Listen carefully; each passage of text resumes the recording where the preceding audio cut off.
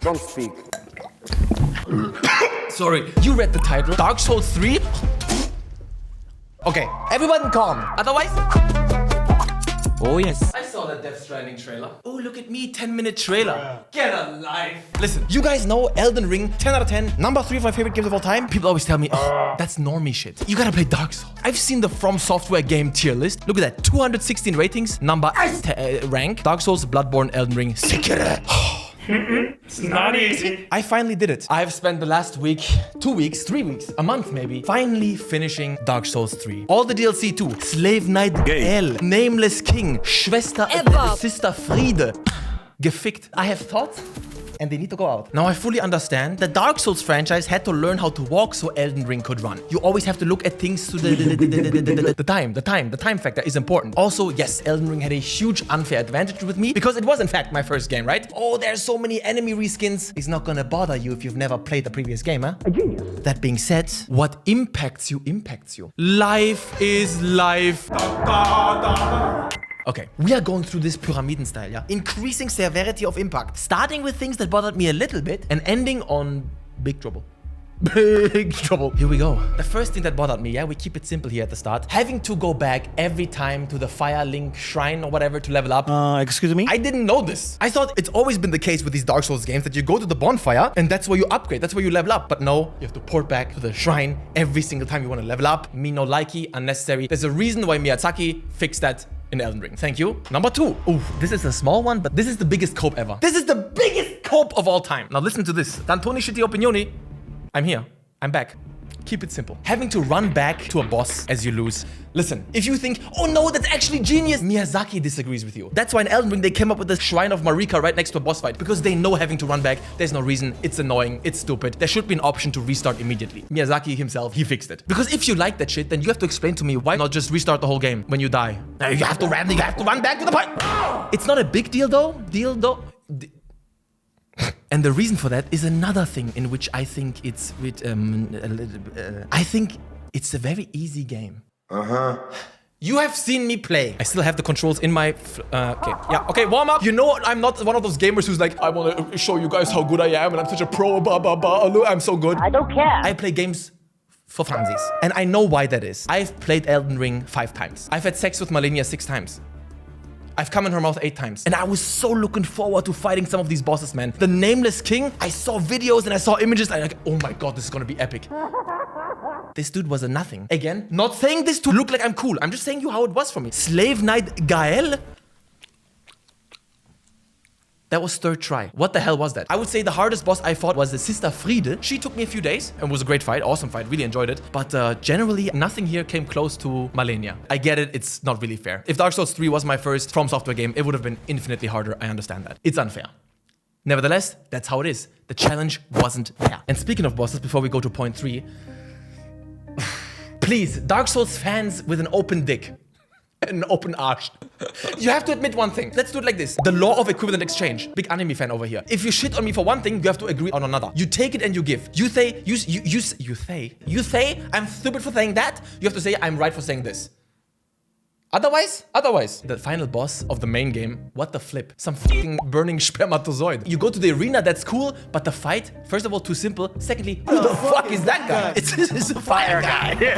It's the fire guy. I also thought the Elden Beast was not so great, but I thought at least Radagon. I think Radagon was fine. The Elden Beast was a fucking Haplacanthosaurus. How about that? Owned. Boom. Any dinosaur guys watching? Imagine my shock when I killed him and then I saw the credits roll. I was like, you must be kidding. What is that? So yeah, point number 3.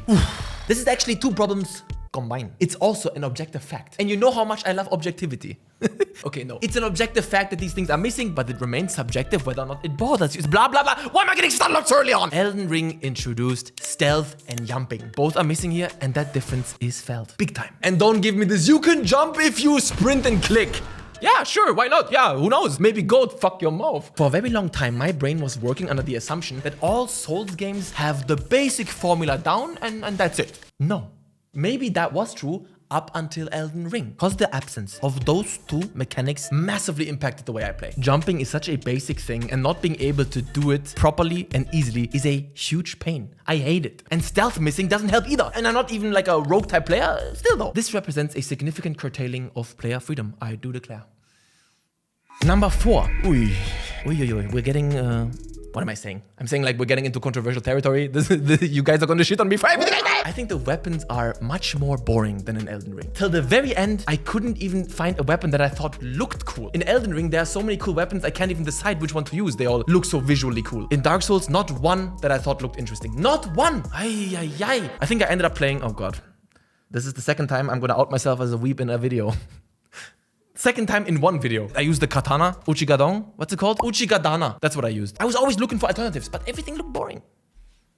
Not interesting. Sorry. Number 5. Okay, this is tough.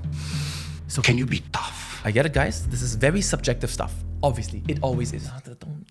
I found it visually much less impressive and memorable. Not talking about graphics, not talking about quality and fidelity, just less interesting looking. Dude, when you start Elden Ring and I saw...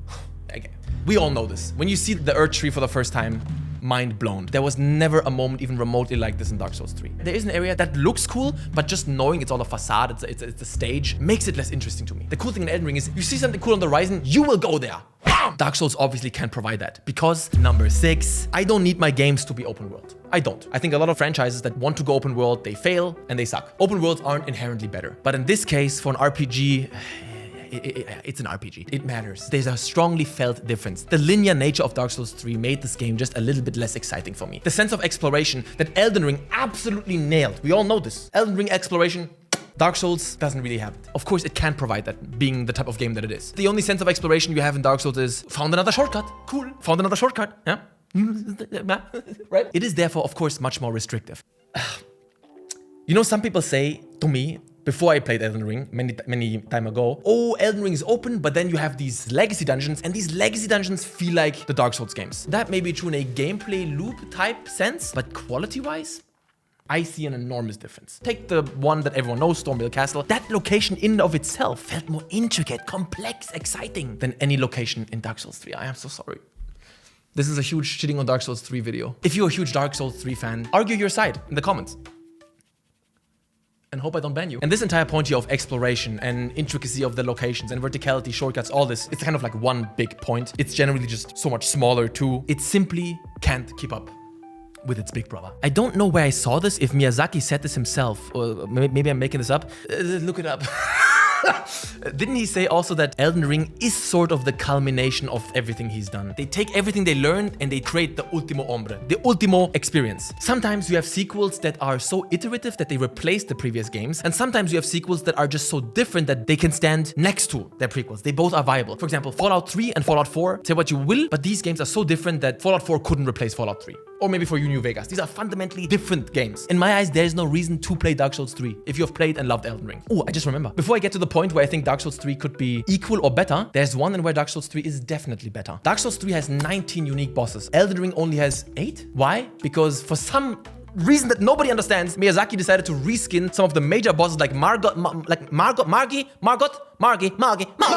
You find like copies of these enemies around the world. It's stupid, whatever. There are more unique bosses in Dark Souls. It has that. But now, the one point where I'm undecided, that is story and lore. As you know, I heavily dislike how Miyazaki chooses to tell his stories. In fact, I would say he doesn't really tell stories. Lore is found, stories are told. His worlds are full of lore, but I don't think they tell stories. I had to watch a lot of Vati Vidya videos to understand the lore and the world of Elden Ring, but at least playing through that game made me interested enough to seek out those videos. Because I saw all this stuff and I thought, what is that? I wanted to look it up. For Dark Souls 3, I saw nothing that tickled my prostate. Nothing that makes me want to go online and dive into it. But that being said, I know probably a lot of you guys know the Dark Souls 3 lore and you think it's fucking brilliant and amazing. There, it could be superior, I don't know, but it just hasn't grabbed me. So yeah, I had to do this video. I didn't plan to originally. I wanted to just play Dark Souls 3, so I finally played the Dark Souls game. I wanted to finally fight the Nameless King, fight Slave Knight Gael, see if I can do it, and then move on with my life. But after finishing it, I was in a state of shock. That's why I thought, I need to talk about this. Now, if you're looking for a final rating, I find this right now actually almost impossible. When we play games, we don't just meet the game